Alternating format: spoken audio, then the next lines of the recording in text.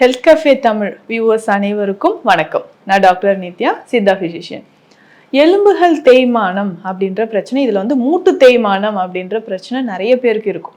So இதில் பார்த்தோம்னா cervical and lumbar, நம்மளுடைய வெர்டிப்ரா முதுகு தண்டுவடம் பிரச்சனைகள் நிறைய பேருக்கு இருக்கும். ஸோ இது ஒரு சிலருக்கு கழுத்து எலும்புகள் தான் அதிகமான ஒரு தேய்மானம் ஏற்பட்டிருக்கு. செர்விக்கல் ஸ்பாண்டிலோசிஸ் அப்படின்ற கண்டிஷன் இருக்கும். கழுத்தில் வந்து பார்த்தோம்னா இந்த செர்விக்கல் வெர்டிப்ரா எலும்புகள் வந்து ஒன்றோடு ஒன்று தேய்மானம் ஏற்பட்டு அந்த டிஸ்க்லேயும் வந்து நிறைய பேருக்கு பல்ஜியாக இருக்கும். டிஸ்க் பல்ஜ் அப்படின்னு சொல்லுவாங்க. நீங்கள் வந்து கரெக்டாக நம்ம ஸ்கேன் எடுத்து பார்க்கும்பொழுது தெரியும் எந்த லெவலில் நமக்கு வந்து டிஸ்க் பல்ஜாக இருக்குது. இதுலேயுமே முக்கியமாக பார்த்தோம்னா டிஸ்க் ஹெர்னியேஷன் அப்படின்ற ஒரு கண்டிஷன் இருக்கும்போது பெயின் ரொம்ப ரொம்ப சிவியராக இருக்கிறது நம்ம உணர முடியும். என்னென்னா டிஸ்க் ஹெர்னியேஷன் அப்படின்னா அந்த இடத்துல ரெண்டு எலும்புக்கு இடையில இருக்கக்கூடிய டிஸ்க், இது வந்து ஒரு ஸ்பாஞ்ச் லைக் ஸ்ட்ரக்சர் அப்படின்னு சொல்லலாம். ஸோ அதிகமான நமக்கு வந்து வெயிட்டோ இல்லை ஷாக்கோ வந்து அடுத்தடுத்த போனுக்கு டிரான்ஸ்ஃபர் ஆகாமல் இருக்கிறதுக்கு ஒரு குஷன் மாதிரி ஒரு ஸ்ட்ரக்சர். ஸோ இது வந்து கொஞ்சம் இன்ஃப்ளமேஷன் ஆகி வெளியில் வரும்பொழுது என்ன ஆகும்னா, ஸோ அட்ஜசண்ட்டாக இருக்கக்கூடிய நரம்புகளை வந்து அது அழுத்துது அப்படின்னு சொல்லும் பொழுது தான் அதிகமான வலி நமக்கு இருக்கும், நர்வ் கம்ப்ரெஷன் ஆகும்பொழுது. ஸோ இந்த இடத்துல வந்து பார்த்தோம்னா நமக்கு வந்து கழுத்தில் அந்த நரம்புகள் ஸ்பைனல் கார்டில் இருந்து நரம்புகள் வெளிவரக்கூடிய பாதையில் ஒரு அழுத்தம் ஏற்படும் பொழுது நமக்கு அதிகமான வலி இருக்குது. இதில் வந்து முக்கியமாக பிரேக்கில் ஃப்ளக்ஸஸ் நம்ம சொல்லுவோம். ஸோ இந்த ஃப்ளக்ஸஸில் வந்து நரம்புகளில் ஏதாவது அழுத்தம் ஏற்பட்டுச்சுன்னா நமக்கு வலி ரொம்ப சிவியராக இருக்கும். கழுத்துல இருந்து ஷோல்டர் ஜாயிண்ட், தோள்பட்டை, அதுக்கப்புறம் கைகள், கை விரல்கள் வரைக்கும் நமக்கு அதிகமான வலியை வந்து ஏற்படுத்தக்கூடியதாக இருக்குது. ஸோ கை விரல்கள் வரைக்குமே நமக்கு வலியை வந்து கொடுக்கக்கூடிய மாதிரி இருக்கும். ஸோ இந்த மாதிரி இருக்கும்பொழுது தான் நமக்கு ஒரு வலி, கழுத்து பகுதியில் ஏற்படக்கூடிய பிரச்சனைகள், அசௌகரியங்கள் இது எல்லாமே ஏற்படுது. பெரும்பாலும் நிறைய ட்ராவல் பண்ணுறவங்களுக்கு இந்த மாதிரி செர்விக்கல் ஸ்பாண்டிலோசிஸ் வரலாம்.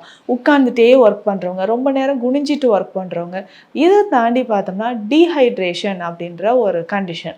டீஹைட்ரேஷன் அப்படின்னு பார்த்தோம்னா எலும்புகள் வந்து உள்ள ஒரு ஈரப்பதம் இல்லாமல் இருக்கக்கூடியது. ஸோ டீஹைட்ரேஷன் அப்படின்ற ஒரு கண்டிஷன் இருக்கும்.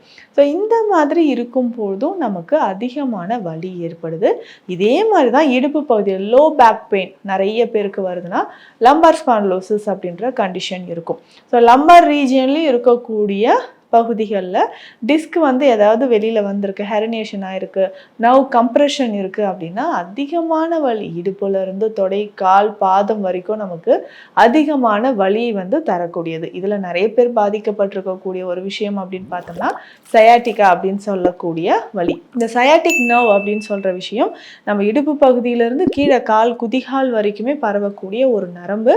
ஸோ இந்த நரம்பில் அதிகமான வலி ஏற்படும் பொழுது தான், அதோ கம்ப்ரெஷன், நர்வ் கம்ப்ரெஷன் இருக்கும்பொழுது நம்ம சயாட்டிகா அப்படின்னு சொல்லக்கூடிய பெயின் நமக்கு வருது. ஸோ இந்த பெயின் வந்து தாங்கவே முடியாத மாதிரி இருக்கும். இடுப்பு பகுதியிலிருந்து அப்படியே நமக்கு தொடை பகுதி, கீழே கால் பகுதி வரைக்கும், குதிகால் வரைக்குமே அதிகமான வலியை வந்து ஏற்படுத்தக்கூடியதாக இருக்கும்.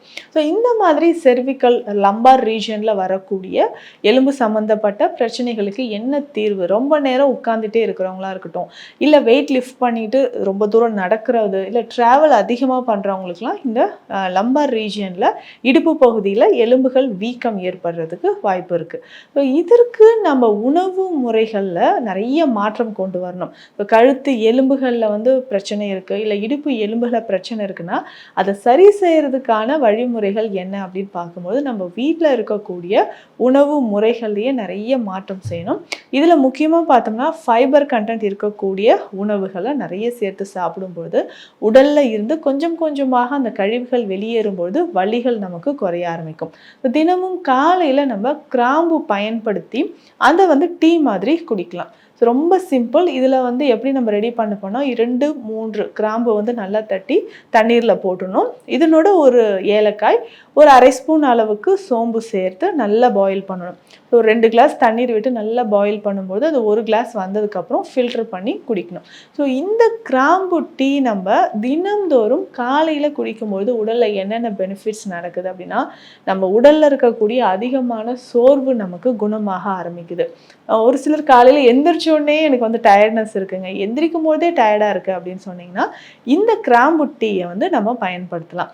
அதே மாதிரி நம்ம கழுத்து எலும்போ, இடுப்பு எலும்பு, காலில் இருக்கக்கூடிய நீ ஜாயிண்டில் இருக்கக்கூடிய எலும்புகள், ஸோ மூட்டு எலும்புகள் எல்லாமே வலி இருக்குது, இல்லை தேய்மானம் இருக்குது, இன்ஃப்ளமேஷன் இருக்குது அப்படின்னா அந்த வலியை குறைப்பதற்கு நமக்கு இந்த கிராம்பு டீ பயன்படுது. ஸோ அதிகமாக தலைவலியோ இல்லை மைக்ரைன் அப்படின்னு சொல்லக்கூடிய ஒற்றை தலைவலி பிரச்சனை இருந்தாலும் நம்ம இந்த கிராம்பு டீயை வந்து பயன்படுத்தலாம். ஸோ இதில் முக்கியமான ஒரு மருந்து சித்த மருத்துவத்தில் ரொம்ப அதிகமான மூட்டுக்கள் சார்ந்த வலி, ஸோ இதை குறைப்பதற்கோ உடலில் வந்து நம்ம ரொம்ப அதிகமான ஒரு டயர்ட்னஸ் இருக்குது, நர்வ் கம்ப்ரெஷன் இருக்குது, ஸோ நரம்புகளும் எலும்புகளும் வலிமையாகிறதுக்கு பார்த்தோம்னா இந்த மருந்தை பயன்படுத்தலாம். அதான் மகா திரிஃபலாதி நெய் அப்படின்னு சொல்கிறோம். பொதுவாகவே மூலிகைகளை நெய் மருந்துகளோடு சேர்த்து சாப்பிடும்பொழுது அதிக பலன் நமக்கு கொடுக்குது. ஸோ சீக்கிரமாக அந்த பிரச்சனையிலேருந்து நமக்கு வெளிவரதுக்கும் நம்ம அந்த மருந்து உடலில் நல்ல அப்சார்ப்ஷன் நடக்கிறதுக்கும் நமக்கு நெய் மருந்து பயன்படுது. ஸோ இதை வந்து நம்ம ஃபாலோ பண்ணும்பொழுது கொஞ்சம் கொஞ்சமாக உடலில் இருக்கக்கூடிய பிரச்சனைகள், வலிகள், நரம்புகள் சார்ந்த வலிகள் நமக்கு குணமாக ஆரம்பிக்கும். மகா திரிஃபலாதி நெய் அப்படின்னு சொல்கிற ஒரு விஷயம் பார்த்தோம்னா இதில் திரிஃபலாதி நெய் அப்படின்னு சொல்லும்போது இதில் கடுக்காய், நெல்லிக்காய், தாண்டிக்காய் மூன்றும் நமக்கு சேர்ந்துருக்கு. ஸோ இதனோடு சேர்த்து நம்ம எதை பயன்படுத்த போகிறோம் அப்படின்னு பார்த்தோம்னா இன்னும் சில மூலிகைகளை பயன்படுத்த போகிறோம். இதில் முக்கியமாக திப்பிலியும் சேருது. திப்பிலி அப்படின்னு சொல்லக்கூடிய இந்த மூலிகை பார்த்தோம்னா உடலில் இருக்கக்கூடியது ஆன்டி இன்ஃப்ளமேட்டரி ப்ராப்பர்ட்டி இருக்கிறதுனால உடலில் அதிகமான வலியை வந்து குறைக்கக்கூடியது. அதே மாதிரி திரிஃபலா அப்படின்னு சொல்லக்கூடிய இந்த மூலிகை மூன்றுமே அதிகமான துவர்ப்பு சுவை இருக்கக்கூடியது. டேனின் அதிகமாக இருக்கிறதுனால உடலில் இருந்து அந்த தேவையற்ற கழிவுகள் வெளியேறுவதற்கு பயன்படுது. ஸோ இந்த மூலிகைகளை நெய்யோடு சேர்த்து நம்ம காய்ச்சி பயன்படுத்த போகிறோம்.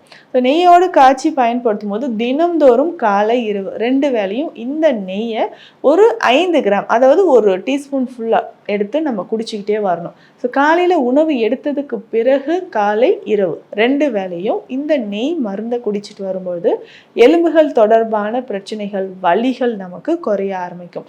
பொதுவாகவே இந்த திரிஃபலா அப்படின்னு சொல்லக்கூடியது கடுக்காய், நெல்லிக்காய், தாண்டிக்காய். ஸோ இது மூன்றையுமே பயன்படுத்தி செய்யக்கூடியது தான். இதில் நெல்லிக்காயும் தாண்டிக்காய் அப்படின்னு சொல்கிறது முக்கியமாக நரம்புகளை வலிமை சேர்க்கக்கூடிய ஒரு முக்கியமான மருந்துன்னு சொல்லலாம். இதை வந்து நம்ம ஃபாலோ பண்ணிக்கிட்டே வரணும்.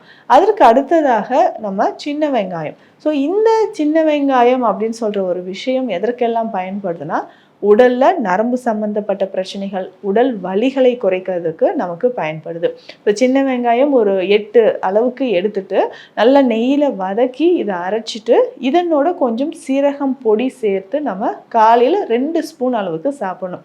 ஸோ காலையில் பிரேக்ஃபாஸ்ட் முடிச்சுட்டு இந்த சின்ன வெங்காயம் நல்லா பேஸ்ட் மாதிரி அரைச்சி சீரகம் சேர்த்து சாப்பிட்டுக்கிட்டே வரும்போது உடலில் இருக்கக்கூடிய நரம்பு சம்பந்தப்பட்ட வலிகள் நமக்கு குறைய ஆரம்பிக்கும்.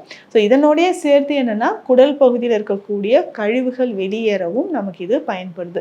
ஸோ தொடர்ந்து நம்ம சின்ன வெங்காயம் இந்த மாதிரி பயன்படுத்திக்கிட்டே வரும்பொழுது கழுத்து சம்பந்தப்பட்ட வலிகள், இடுப்பு சம்பந்தப்பட்ட வலிகள், ஸோ இந்த செர்விக்கல் அண்ட் லம்பர் ஸ்பான்லோசிஸ் அப்படின்னு சொல்கிற கண்டிஷனுக்கு இது பெஸ்ட்டாக இருக்கும். இதை தாண்டி நம்ம சித்த மருத்துவத்தில் இருக்கக்கூடிய தொக்கணம் சிகிச்சைகள் அப்படின்னு சொல்கிறோம் இல்லைங்களா, மசாஜ் தெரப்பி. ஸோ இதை ஃபாலோ பண்ணும்போதும் கொஞ்சம் கொஞ்சமாக நமக்கு வலிகளானது குறைய ஆரம்பிக்கும். இதுக்கு பெஸ்ட்டாக நம்ம பயன்படுத்தக்கூடிய ஒரு தைல வகை தான் காய திருமேனி தைலம்.